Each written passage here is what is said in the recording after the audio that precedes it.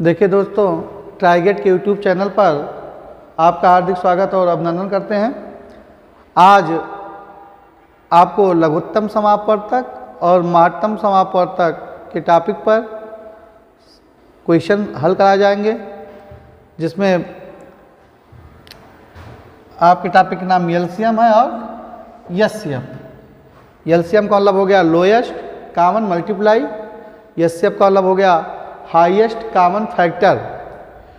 LCM को कहते हैं लघुत्तम समापवर्त लासा और एचसीएफ को कहते हैं महत्तम समापवर्तक मासा। तो एलसीएम में ही पहला एक शब्द आता है जिसको बोला जाता है अपवर्त।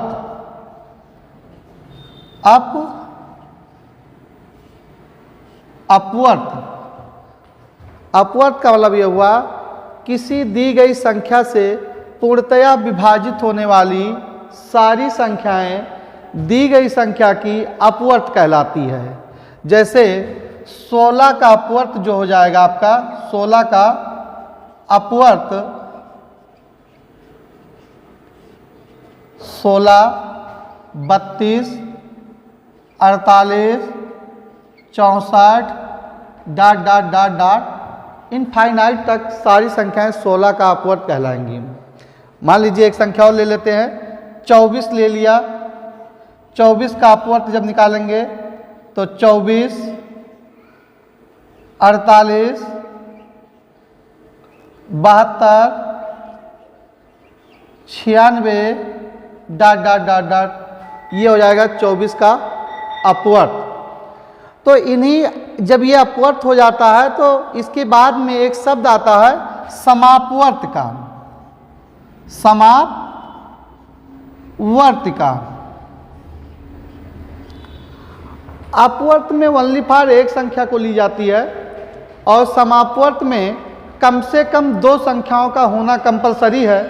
जब दो संख्याओं से किन्हीं दो संख्याओं से कटने वाली सारी संख्याएं दी गई संख्या की समापवर्त कहलाती है। जैसे 16 व 24 का समापवर्त बराबर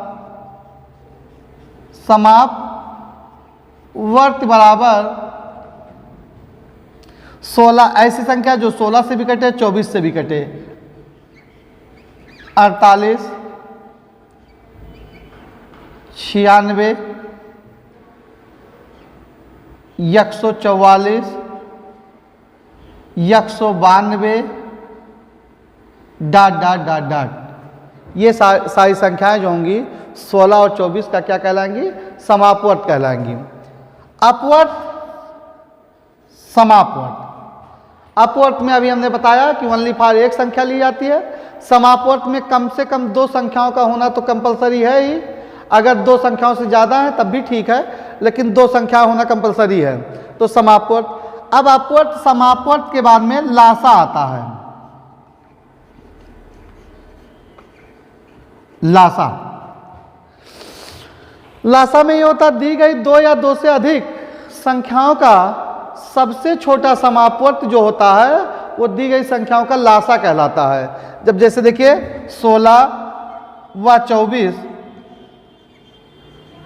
का लासा सबसे छोटा समापवर्त कहा ना, तो सबसे छोटा समापवर्त क्या है? 48 है। तो ये 48 क्या हो जाएगा? इसका लासा हो जाएगा। फिर से एक बात देख लीजिए, अपवर्त किसी एक संख्या से पूर्णतः विभाजित होने वाली सारी संख्या दी गई संख्या की अपवर्त कहलाती है। अपवर्त का मतलब दी गई संख्या का पहाड़ा। जैसे 16 का है, 16 का अपवर्त 16 का पहाड़, 16 कम 16 9 32, 16 48, 16 चौका 64 इनफाइनाइट तक। ऐसे 24 का अपवर्त है 24 का पहाड़ा, 24 कम 24, 24 9 48, 24 72, 24 चौका 96 डॉट डॉट आगे तक।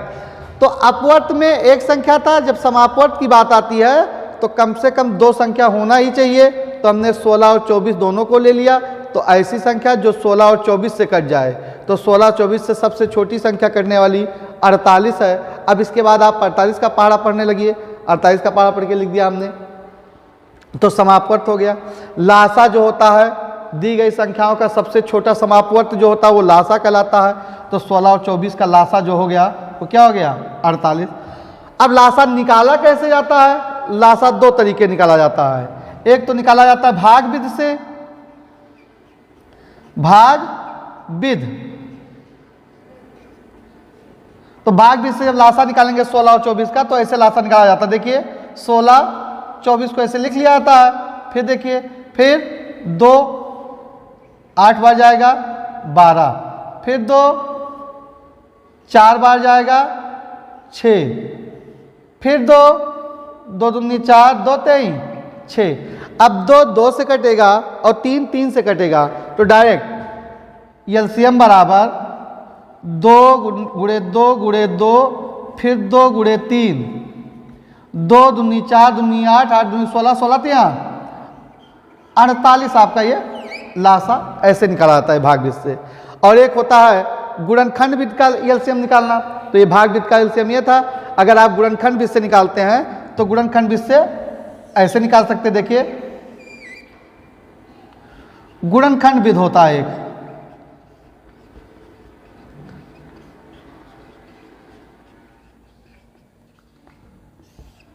तो गुणनखंड विधि जो होता है एलसीएम निकालना, दोनों संख्याओं का फैक्टर करते हैं। 16 का फैक्टर करेंगे 2 दूनी 4 दूनी 8 8 दूनी 16, फिर 24 का भी फैक्टर करेंगे 2 दूनी 4 दूनी 8 8 तिरिक 24। अब जब इसमें एलसीएम निकालते हैं तो ऐसी संख्या ली जाती है जो दोनों में कॉमन हो। 2 2 फिर 2 ले जाएगा। अब 2 कॉमन नहीं, इस 2 को भी लेंगे, इस 3 को भी लेंगे। तो 2 दूनी 4 दूनी 8 दूनी 16 16 या 48। तो ये आपका हो गया एलसीएम लासा निकालना। अब इसके बाद लासा में इतनी चीजें ये हैं। आगे देखिए, जब ये इसके पहले आपको एलसीएम के बारे में बता दिया, अब आता है एचसीएफ। तो जैसे उसमें अपवर्त था, एचसीएफ में पहला शब्द आता अपवर्तक। वहां पर अपवर्त था, यहां पर आता अपवर्तक।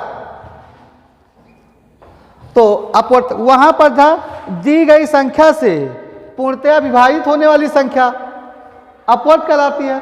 अब अपवर्तक का जब बात करेगा तो अपवर्तक में होता है किसी दी गई संख्या से पूर्णतया विभाजित, किसी दी गई संख्या को पूर्णतया विभाजित करने वाली सारी संख्याएं दी गई संख्या की अपवर्तक कहलाती हैं। जैसे वही 16 ही ले लेता हूं आपको ताकि समझ में भी आ जाए। 16 का अपवर्तक अगर निकालना है तो 16 का अपवर्तक होगा 1 2 4 8 16। मान लीजिए 24 का अपवर्तक लेते हैं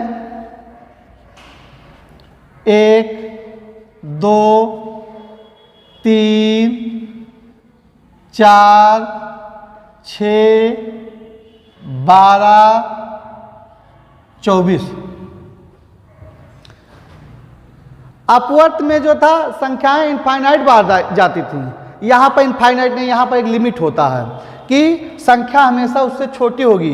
ये 16 का अपवर्तक था, 16 से छोटी ही है। 24 का अपवर्तक है, 24 से छोटा ही रहेगा, उससे बड़ा नहीं जाएगा। अपवर्तक के बाद इसी में आता है समापवर्तक। इसके लिए आता है समापवर्तक।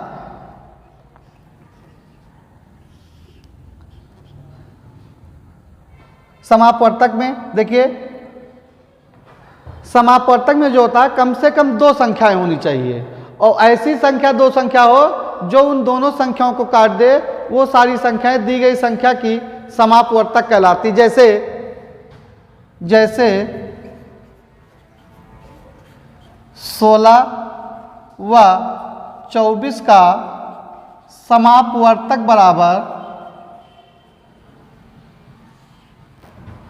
समापवर्तक बराबर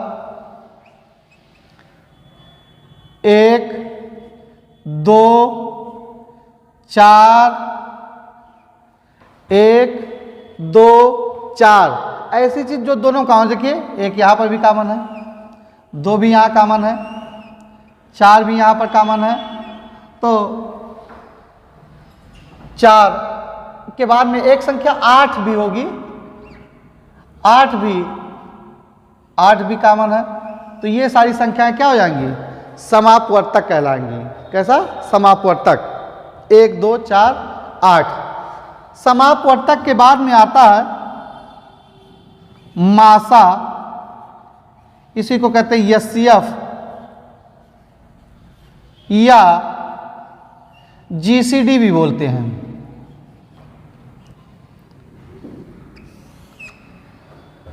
तो मासा जो होता है दी गई संख्याओं का सबसे बड़ा समापवर्तक दी गई संख्या की मासा कहलाती है। जैसे 16 व 24 का मासा बराबर 8, क्योंकि सबसे बड़ा समापवर्तक मासा कहलाता है, सबसे बड़ा समापवर्तक 8 है, तो 8 उनका मासा हो जाएगा। अब मासा के बाद मासा निकालने का तरीका जो होता है, एक होता है भागविध,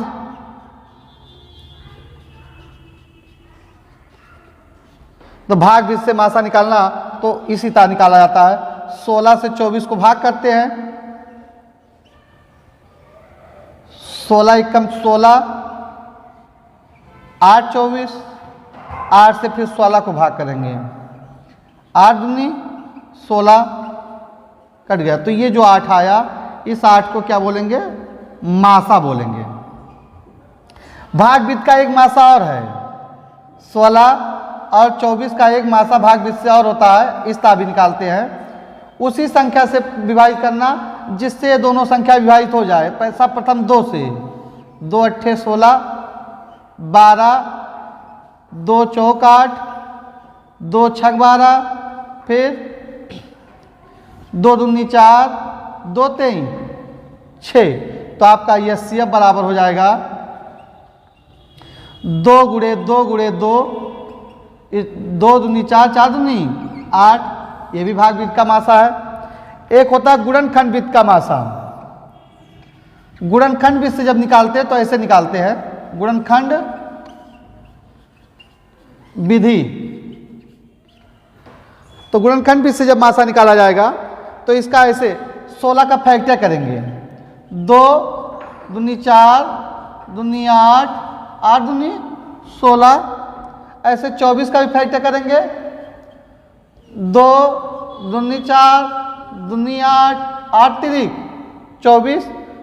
तो इसका जब एचसीएफ या जीसीडी निकालेंगे तो इसमें वही फैक्टर लिया जाता है जो दोनों में कॉमन हो। 2 कॉमन हो गया, फिर 2 कॉमन हो गया, फिर 2 कॉमन हो गया, तो 2 दूनी 4, 4 दूनी 8। तो ये आपका मासा हो गया। चाहे आपको लासा निकालना हो, चाहे आपको मासा निकालना हो, दोनों में भागविध का ही आसान होता है। गुणनखंड विधि में बड़ी संख्याओं का फैक्टर करना आसान नहीं है। ठीक है, तो ये लासा और मासा का आपका नाम और बेसिक चीज़ें कॉन्सेप्ट जो है हमने क्लियर किया। आगे का जो टॉपिक होगा अगले वीडियोज में आपको प्राप्त होगा।